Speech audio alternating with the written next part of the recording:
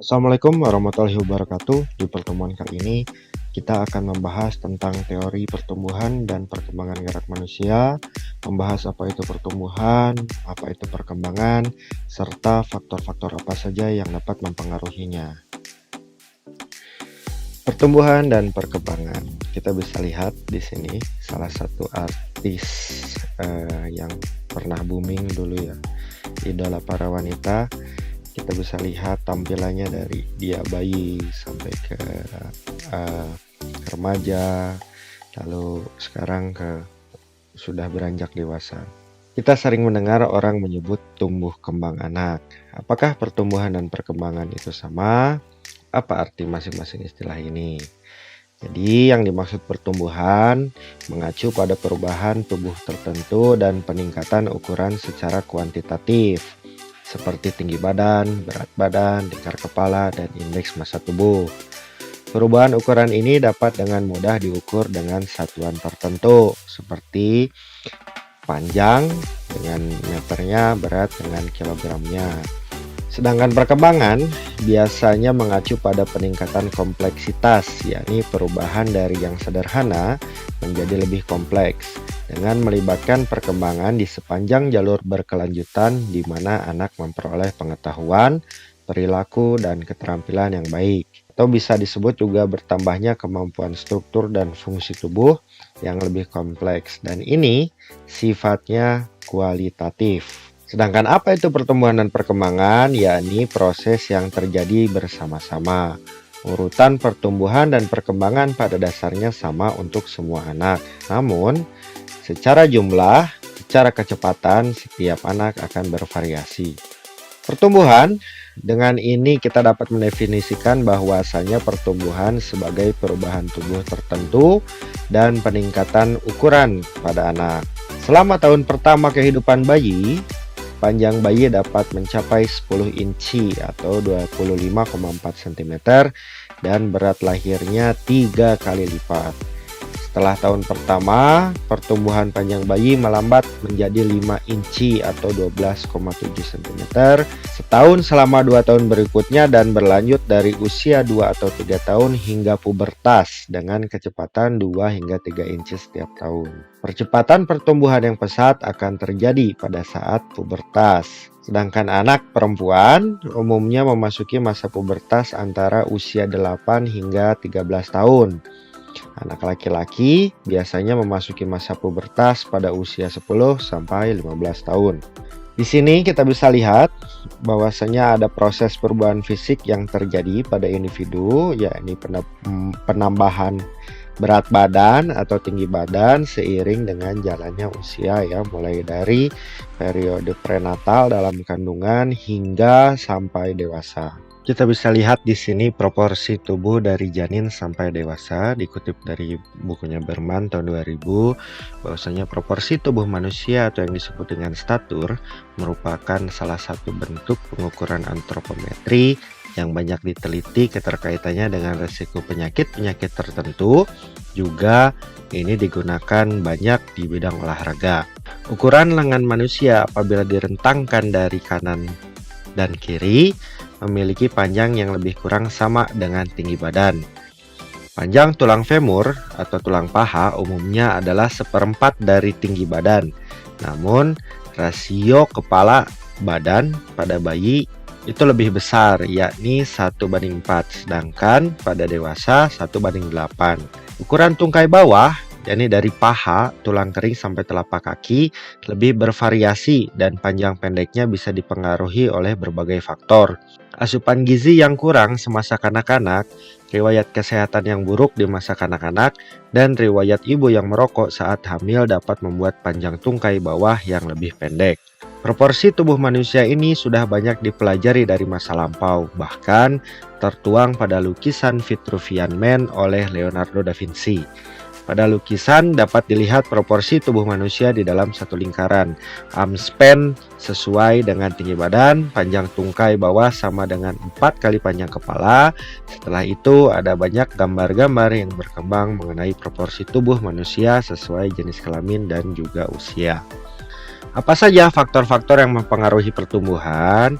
Jadi, interaksi yang kompleks antara faktor keturunan dan lingkungan ini sedang bekerja. Beberapa faktor tersebut adalah warisan genetik.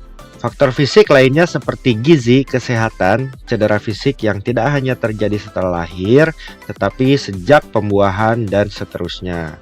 Lalu asuhan, hubungan awal, posisi dalam keluarga.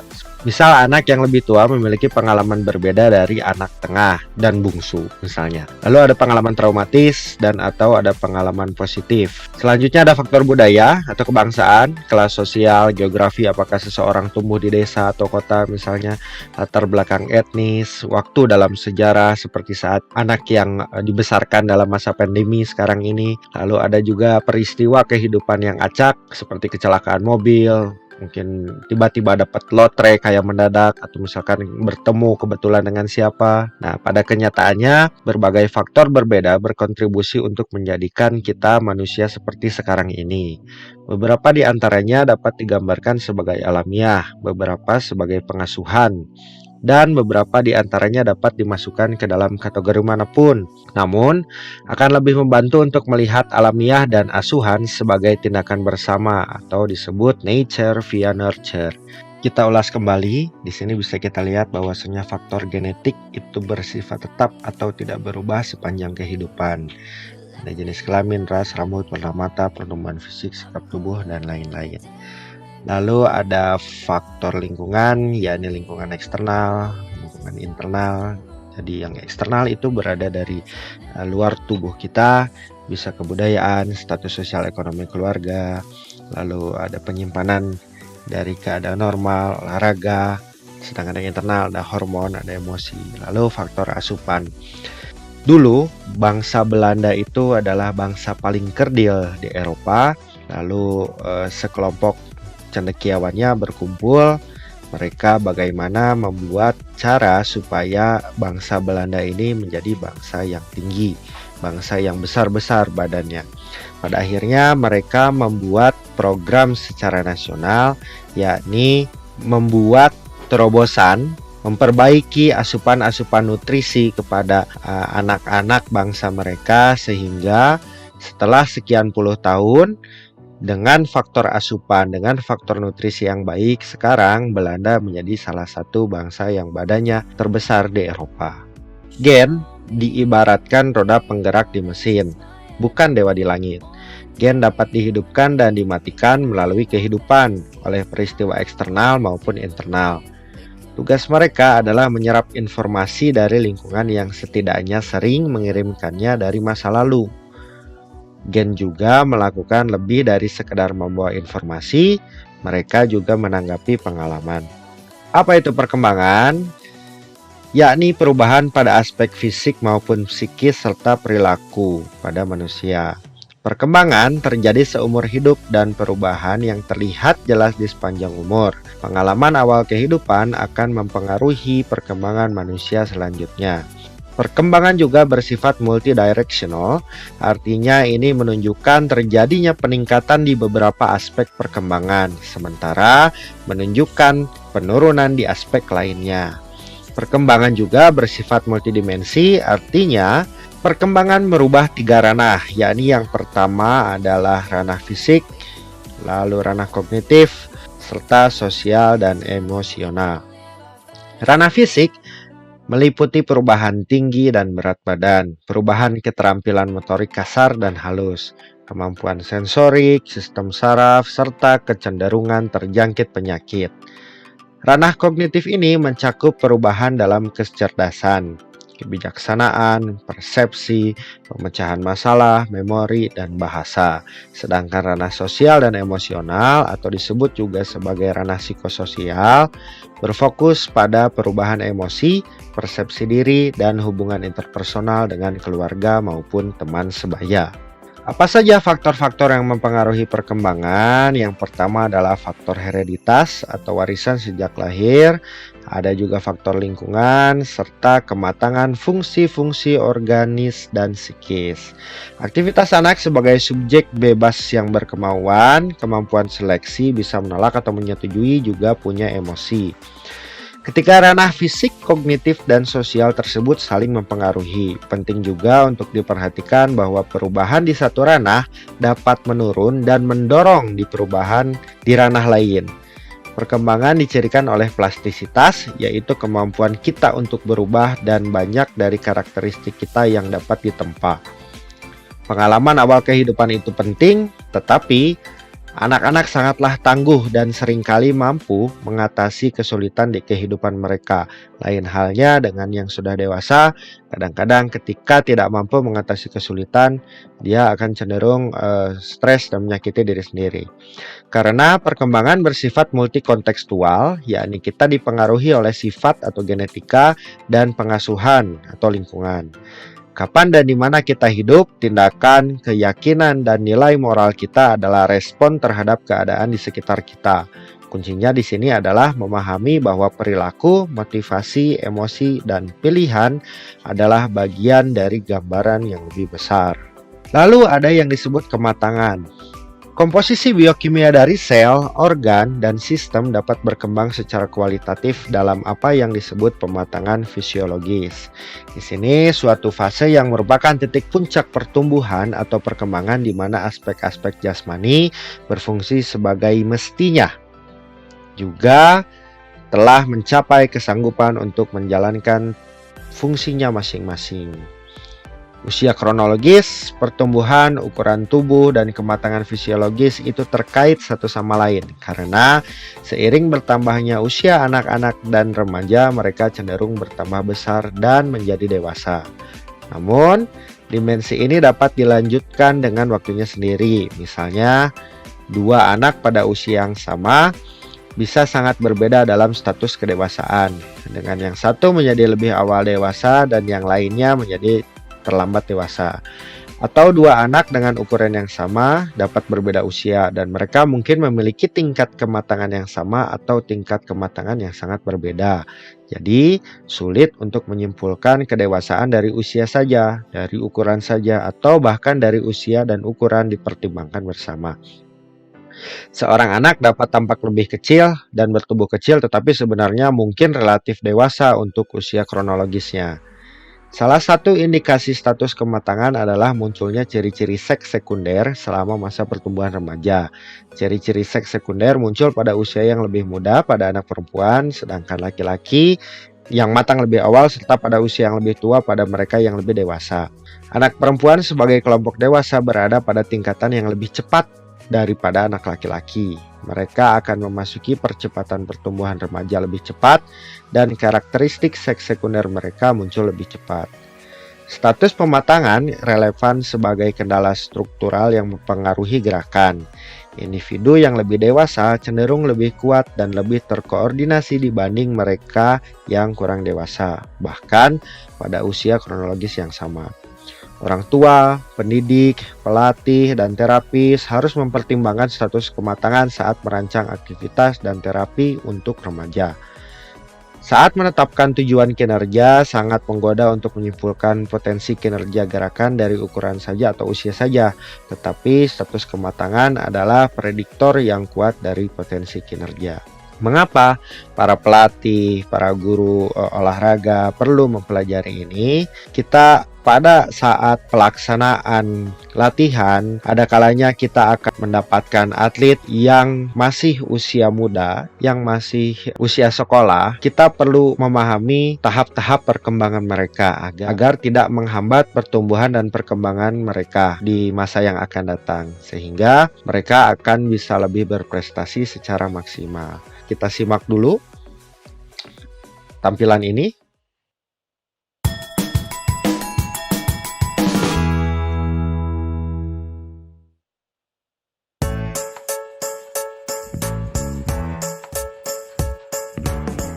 Bayi yang baru lahir tidak datang tanpa kemampuan apapun. Dia terlahir dengan refleks-refleks yang merupakan karunia Tuhan. Kadang-kadang orang tua bingung karena tidak tahu itu bagian dari sesuatu yang wajar pada bayi. Suka terkaget-kaget, genggaman yang sangat kuat, air liur yang banyak berkaitan dengan refleksnya pada saat menelan. Semua adalah bagian dari tahap perkembangan anak di usia 0-3 bulan ini. Di usia ini, salah satu tantangan utama juga biasanya berkaitan dengan tangisan. Kita seringkali panik dan menganggap tangisan adalah tanda bahaya. Padahal, tangisan bisa menunjukkan banyak sekali hal dan berkaitan dengan kebutuhan anak. Itu satu-satunya cara bayi berkomunikasi dengan dunianya. Akan ada waktu di mana ibu maupun ayah bisa membedakan makna masing-masing tangisan. Yang pasti, semua bayi di usia ini sangat memperhatikan respon dan juga raut muka orang dewasa yang ada di sekitarnya. Dia sangat ingin bertemu dengan orang dewasa yang banyak tersenyum, sebetulnya sangat ingin dipeluk dan mendapatkan kehangatan dari orang tuanya di bulan-bulan awal kehidupannya. Bayi usia 4-8 bulan suka sekali memasukkan sesuatu ke dalam mulutnya, semua yang ada di sekitarnya. Apakah itu wajar? Jawabannya tentu iya. Itu bagian dari tahap perkembangannya. Apalagi yang wajar untuk anak usia ini, sudah mulai bisa meniru, mengimitasi apa yang dilakukan orang tua. Melambai atau bermain ciluba bisa menjadi aktivitas yang sangat menyenangkan.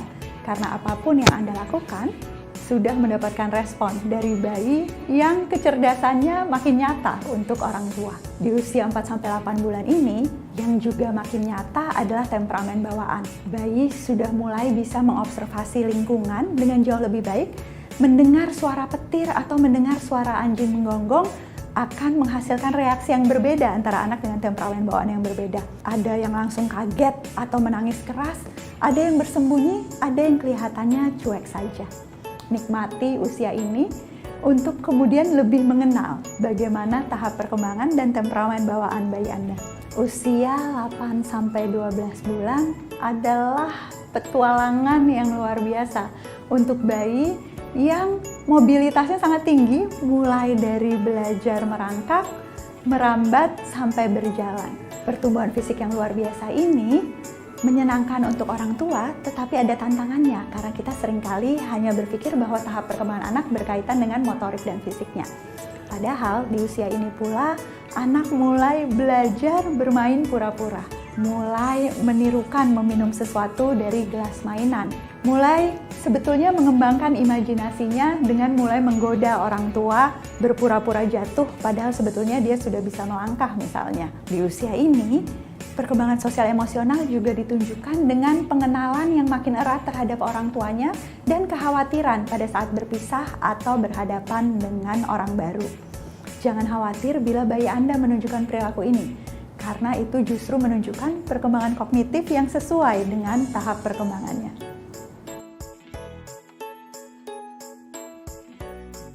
Di usia sampai 12 bulan, orang tua adalah dunia anak. Begitu pentingnya peran pengasuh utama ini, begitu esensialnya bahwa kita sebetulnya sensitif dan responsif terhadap kebutuhan anak. Orang tua yang mendukung tidak mungkin bersikap cuek pada saat anaknya menangis. Orang tua yang sensitif tidak akan membiarkan tangisan bertahan terlalu lama, bahkan sampai berhenti dengan sendirinya, karena tahu bahwa setiap tangisan ada artinya.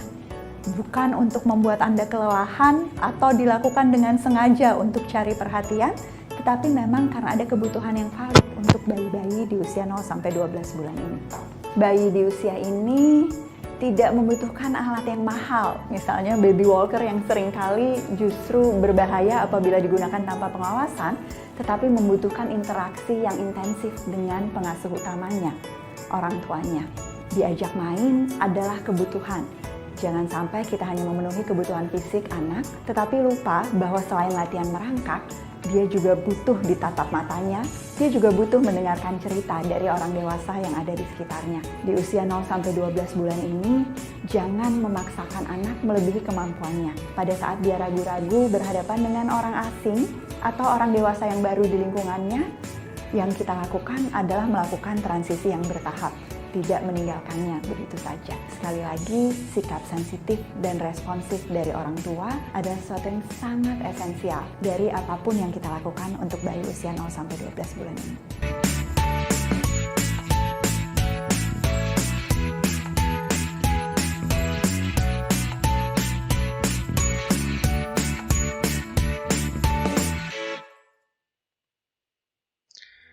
Oke, itu untuk pertemuan pertama kita. Tadi sudah kita membahas tentang yang namanya pertumbuhan, tentang perkembangan, lalu ada faktor-faktor apa saja yang mempengaruhinya, juga sebagai pengantar.